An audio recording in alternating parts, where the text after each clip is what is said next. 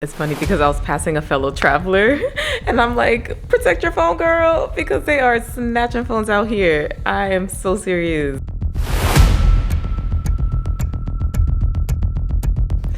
If you've been planning on visiting any of the major cities in Brazil, chances are you've done at least a little bit of research during your trip prep. And if so, you've probably seen something about safety concerns, the huge issues surrounding pickpocketing and phone snatching.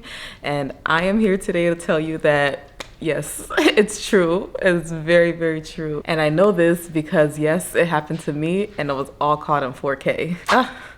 Where do I even begin? Okay, so we took a 10-day trip to Rio de Janeiro and just got back yesterday, right? Most of the trip was great. We had already seen all the concerns regarding pickpocketing, regarding phone snatching, so we were already on high alert, especially the person I was traveling with. He was very much, mindful of holding his phone very tight. He brought an extra phone. He already backed up everything to the cloud. Like he was prepared for worst case scenario. And most of the trip, fantastic, no issues. Fast forward to day 8, right? Day 8 of the trip. So that specific day, we had gone on a favela tour. And included in the tour were motorcycle rides going up the favela, right? Because it's a very steep hill, it's very long. So that was already included in the tour. So that was my first time riding a motorcycle in Brazil and ever, really. I'd never ridden a motorcycle before. But after that, I was hooked. I absolutely loved it. I was like, moving forward, we're only doing motorcycle rides. And they were super cheap on Uber. I mean, all the Uber rides were cheap anyways, but the bike rides, you could get like a 30-minute bike ride for like $2, right? It was very, very cheap and very safe. I felt very secure. So yeah, after being exposed to the motorcycle rides, I was like, moving forward, we're riding motorcycles. And mind you, we only have like 2 days left of our trip. After the favela tour, we took a bike back to our accommodations. We're able to change, get ready to go back out again. We decided to spend the evening just like walking on the beach. Mind you, at this point, it's not late. It's maybe around 8 o'clock, and it gets dark really early there, right? So it was already a bit dark, but the beach was well lit. There was still a couple people out, people playing volleyball, people just walking around. So we're like, okay, we feel safe enough that we can walk around like near the water. We were walking, I was getting footage on my camera, and I had the person I was traveling with I had him, take a shot of me walking away, like walking towards the beach and then coming back. But as I was coming back, I noticed, there was somebody walking towards us. He looked like a merchant. He was selling something.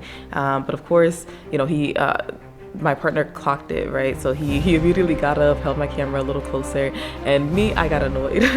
I got upset with him because, we're in a well-lit area. There are people here. The man was clearly just selling something, like there's nothing to be concerned about. And he messed up the shot, right? So I was already annoyed. So I got upset with him a little bit. And I was like, you know what? Like, I think you just need to relax a little bit. There's nothing that screams that we need to be on high alert right here, right? So he apologized and, he explained that like, you can never be too safe, yada, yada, yada. So moving on, we're walking along the beach. I take out my camera, take some footage, and I realized that my phone isn't in my bag. So I was like, oh crap. So I used my Apple Watch to ping the sound on my phone and I hear it. So it turned out I just dropped it on the sand. But I'm saying that because I feel like that was a bad omen of what was to come. I had lost my phone, but I hadn't really lost it yet, right? So we're enjoying our night. We're taking a night walk on the beach. It's beautiful. The views are fantastic. We're having a great time, right? At this point, he's talking about what he wants to eat for dinner. We're discussing. He's like, what do you think about burgers? I'm like, burgers sound great. He's looking at up burger spots. We find somewhere we want to go. And we're like, great. We just need to catch an Uber ride there. So we make our way across the street to our spot where it'd be good for the Uber to pick us up. And at this point, again, I was already enamored with the bike riding. So I was like, let's take bikes there. He already had his reservations just because for safety concerns, he didn't want to ride bikes like at night, like when it was dark. But I was like, it's fine. It's fine. It's very safe. It's very sturdy. He was concerned more so about visibility. It's darker. It's a little more unsafe. But I was like, it's fine. The bikes, I felt very safe on the bikes. I think it's fine. At that point, I whip out my phone. So mind you, most of the trip, I only whipped out my phone sometimes to capture footage. And it was usually when we were doing an activity, right? So I was, with a guy. I would just whip it out, get my footage real quick and put it away because I didn't have connection. I turned off all my service. He had connection because he was going to be the main one, navigating, doing the Ubers, doing the whatever.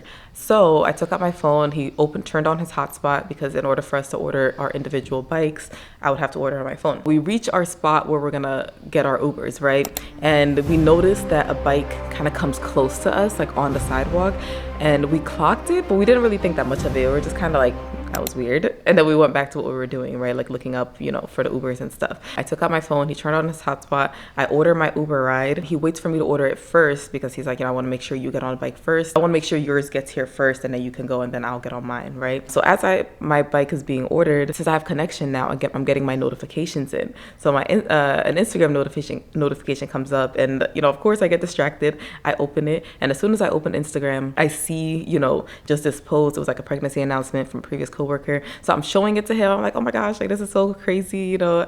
I didn't even know she was pregnant. Da, da, da. Like we're just having a good time, you know. We're just kikiing, whatever. We're in Brazil, so it's just we're having a good time. So I'm showing him the post. At this point, he like puts his phone away because, you know, he's already ordered his ride. So I'm showing him the post, and literally mid showing him the post, next thing I know, my phone is like out of my hand, right?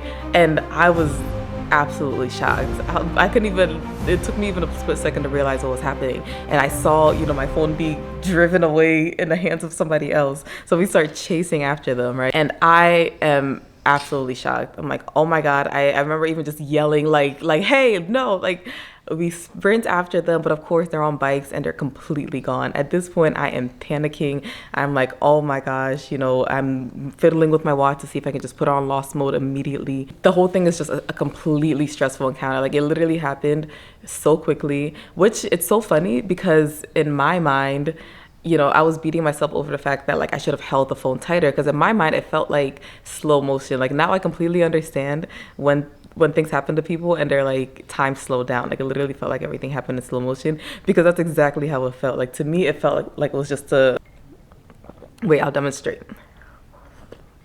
This is what it felt like in my mind. In my mind, I'm holding my phone and it just felt like it was taken off like that. It felt that slow. So I'm beating myself up. I'm like, I should have just held on tighter. Like I felt them taking it. I should have held on tighter. And he was like, no, like they snatched the phone out of your hand. There was no way you would have been able to hold on to it. And I was like, really? Because to me, it felt like it was so like that, but he's like, they snatched it out of your hand. So anyways, at this point, you know, I'm just panicking. We call an Uber because I'm like, we need to get home. I'm on his phone Googling, you know, my phone was just stolen. What do I do? Thankfully, I had recently gotten a Mac, so everything is on there. So I'm like, if I can get home, I can log in, block everything, and get that situated. So he calls an Uber for us to come home. We get in the Uber, and immediately I'm telling the Uber, because I'm telling everybody. I'm telling the Uber driver, I'm like, my phone was just stolen. What do we do? He barely speaks any English, and, you know, we're trying to explain to him in like Spanish, and, you know, Spanish is similar to Portuguese. It's very different, but it's similar enough that he kind of understood what we were saying.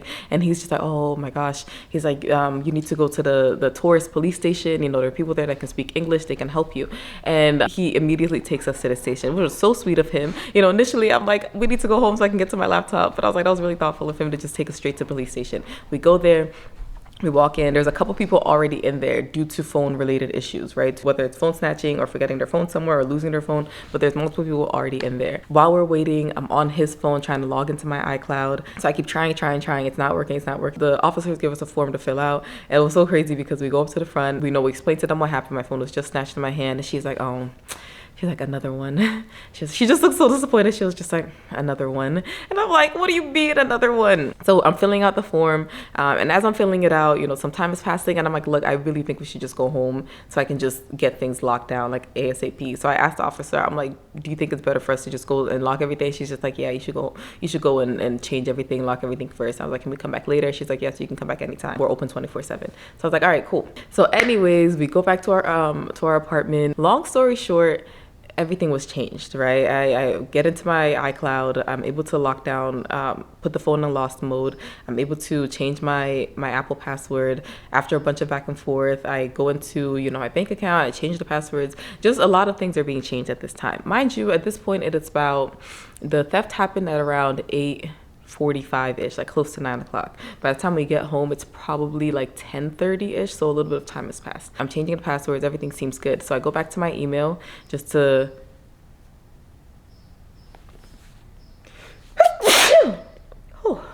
excuse me. Oh my gosh, I definitely caught something on our flight bag. Like, as soon as I sat down on the flight, I got a cold. But anyways, I go into my email with the intent to like change my email password. And when I log into my email, I see notifications from my retirement accounts. I see notifications that there were 2 transactions made on the one to transfer, to do like a cash withdrawal. And then there was another one to transfer money from the 401k to like a traditional IRA, presumably with the intent to withdraw it. So I was like, they have started their attack. So I'm calling my my financial institution. I'm, verifying my identity. We're making all these phone calls. I enter into the account. I cancel the transaction, let them know like block any changes that's made. My account has been compromised. So long story short, they tried to get into my primary bank account, my credit card, my retirement accounts, my PayPal. I received a notification that a transfer was initiated on my PayPal to somebody I hadn't talked to in like years. Just everything. So the whole time, I am just so defeated because I'm like, how could I let this happen? We've been so careful for most of the trip. I've barely taken my phone out as it is, just completely beating myself up, right? And as we're, just going over everything, my partner brings up the fact that, wait a minute, I think they were scoping us out because they had driven near us that first time. And I was like, you're right. You're right. They definitely did. Like, we definitely, kind of moved back a little bit, kind of like, like that. Like that was a little odd, but we didn't think anything of it. But I was definitely either an initial attempt to take our phones, or it was a just to scope the scene out, just to see, if it's possible, whatever. So, again, beating myself up even more, like, how could we have not noticed? And I was like, and I just got upset with you for being overly cautious. Like, maybe if I hadn't done that, you would have clocked that initial pass by, as suspicious, and we could have moved, but at that point, he's probably trying not to, upset me by being paranoid, which, of course he's saying that, no, that's not the case. I didn't really think that much of it either, but that's probably the case. So, again, I'm just beating myself up like this is all my fault, essentially. So mind you, this is our 8th day. Like I said, we were there, we had a 10-day trip planned. So this is literally like essentially the day before we left, because on our last day, it was like a half day. We were leaving like early afternoon. So this was literally right at the end of the trip. The following day, we end up going to the police station. We filed a report. We get the full police report. We leave, and we're just talking. And I'm just like, you know what? Like, all happened so quickly, but if I was thinking more clearly, I would have like took note of the license plate number. And that's when he says, there are probably cameras in the area. Maybe we can go see if we can talk to one of the security guards. We go there, talk to the security guard that's there, but he's like, he says, he doesn't have the footage, but we can come back tomorrow. The main guy, Victor, he's the one that actually, can access the security camera. He gives us his number. So the following day, we come back, we meet Victor. He's super cool. He's like kikiing with us. He's sympathetic. He's like, oh my gosh, I'm so sorry. Like, this happens all the time. It's a huge problem. But yeah, of course, I can look through the footage. So we're there for a while. We give him the time frame. We're looking. And yes, the whole thing was caught. You can see in the first footage, the bike came near us. And at that point, I think my phone was put away, but he had his phone out. And like I said, he had his phone. Every time he had his phone out, he was like gripping it with 2 hands, very cautious. So I don't know if they were attempting to take his phone, but they realized that like he was holding it too tightly. They wouldn't be successful. So they drove past, and then they came again. And at that point, his phone, in the video, you can see him putting his phone away, and I had my phone out. I had my other arm on his shoulder and had my one hand holding the phone, like showing him the video. And they drive by, and you just see them like snatch the phone out. And it was just so wild seeing it in person or seeing the video, because you can definitely see just like the shock and like panic in both of us, right? He acted immediately. He was immediately like, and then sprinted towards them. And it took me a second to get myself together. Like, I practically almost tripped over my feet because I was so shocked. Oh, it's funny now after the fact that like, everything is resolved. But in the moment, I've never felt panic like that before in my life. I've literally never felt so panicked, because it was just like, everything was just flashing before my eyes. Like, your phone has everything. Your phone has everything about you. And for me, like a fool, I had a notes app that has most of my passwords and things, because they're all very like randomized. So I'm like, crap, like if they access that, they'll have access to everything. It was just very stressful.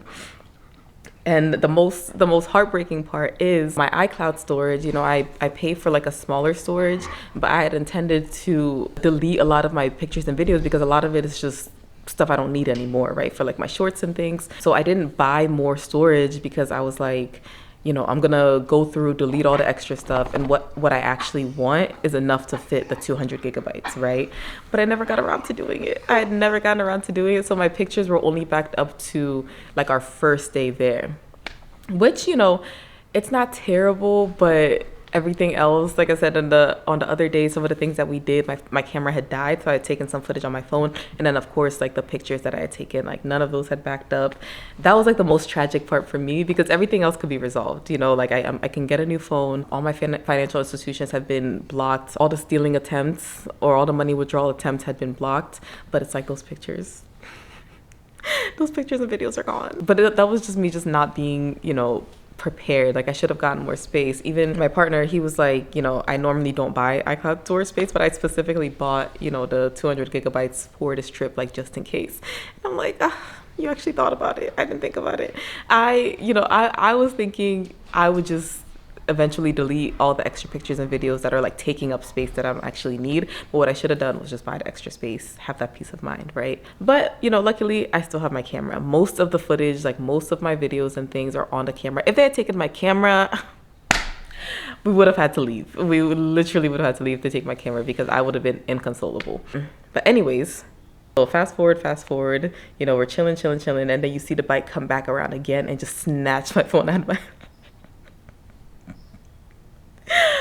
Oh, and it's just so ridiculous. Oh my gosh. Despite everything, having those videos is like the only consolation, because every time I watch it, it just cracks me up. Like something about it is just so funny. But anyway, so yeah, that's what happened. I was just so shocked. I saw so many things about this happening, but it's definitely just one of those situations that you just never think would happen to you. Like you think you're careful enough, whatever, but it's so common. So I'm making this video for anyone who is planning on traveling to any of the major cities in Brazil. Like it is truly a problem. Every time I went back to the police station, because on our last day we had stopped back at the police station to see if we could get an English version, because the police report that they gave us was a Portuguese version. So when we went back that morning, there was another lady that had come in, and the exact same thing happened to her, but for her it was like by her hotel. She said she was by her hotel and the bike just drove past and just snatched her phone out of her hand. So it happens all the time. So if you're going to one of these countries where this is an issue, these are the things I would recommend that you do. One, bring a backup phone, okay? Like I said, my partner, he had brought his backup phone, but it was left at home. It was really just in case his phone was taken, we'd have another form of connection, another lifeline essentially. But I would bring a backup phone and use that backup phone when you're outside. Even the locals do this. The locals, they have essentially like a dummy phone that they'll use when they're like outside, out of the house, walking in crowded areas, because of the prevalence of phone snatching. So bring a dummy phone that you can use when you're outside, and then keep your actual good phone with all your personal information in your hotel. The other thing I would do is back up everything. You might already have this. Like I said, I was already paying for iCloud storage. I should have just gotten the higher tier, because the one I was already paying for was already full. So just back up everything, because in the event that your phone is stolen, everything else, if you act fast, could be mediated, right? You can close your account or freeze your accounts. You can get a new phone if you have insurance. Luckily, we had travel insurance, and travel insurance covers like lost or stolen belongings. I mean, I already filed the claim. Hopefully it'll cover it. Hopefully it'll send a replacement. But back up everything to the cloud, just in case. That was the first thing everybody asked me whenever I, told them my phone was stolen and I was upset about the pictures. They're like, yeah, but it's on the cloud. And I'm like, no, it's not on the cloud. And then the other thing I would do, if your phone is stolen, just even before going to the police station, just immediately go and lock everything. Whether you have access to another phone, whether you have a Mac, whatever the situation is, just try to lock everything as soon as possible. I just feel so grateful that I was traveling with somebody else, not just anybody else, but somebody who's actually responsible. So he had all the necessary things that I needed to get everything done. Like, not only did I have my Mac, but I had his phone. He had already gotten an international plan to be able to make phone calls and have connection, data, and everything. So I was able to make all the phone calls to the banks, contact family, all that stuff. So I couldn't imagine how the situation would have been if I was traveling solo, right? So make sure you have like another means of communication in the event that this happens. And then last but not least, I would just hold onto your phone very tightly if you're gonna whip it, even if it's your dummy phone. Like, you still don't want to lose that either, right? Because then you have to use your regular phone.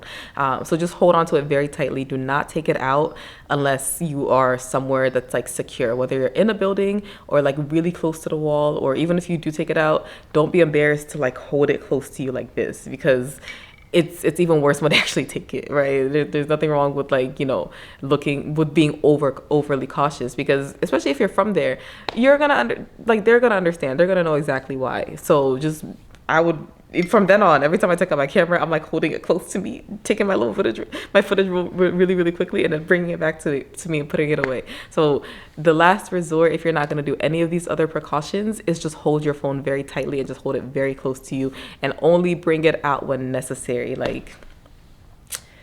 But you know what they say, experience is the most bitter lesson. Now that this has happened to me, I will do my best to make sure it does not happen again. It's funny, when I was doing my research, or when I was just, you know, going through Reddit threads about this, similar things happening to other people, somebody was like, it's basically a rite of passage to get your phone stolen in a South American country. Like, it happens so often, which is insane, absolutely insane. But yeah, that's my story. That's my testament on how my phone got snatched, and that's my advice to do your best for it not to happen to you. Thank you for coming to my TED Talk. Let me know in the comments if anything has happened to you or anyone that you know, or if you just have any advice to prevent this from happening to anybody else in the future, because let me tell you, it'll completely just ruin your trip. I mean, luckily, again, another thing I'm grateful for is the fact that this happened at the end of the trip rather than right at the very beginning. Like, that would have been tragic. So yes, I hope you take something from this video, and yeah, I will see you in the next one. Thank you for watching. Bye.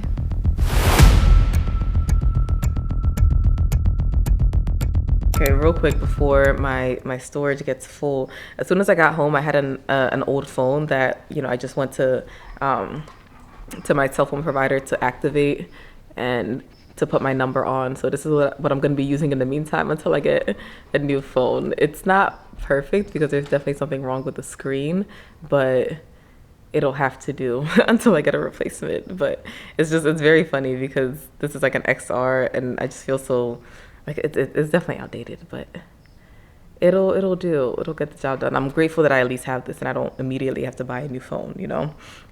But yeah, just save yourself the stress, avoid yourself the stress, and just don't get your phone stolen.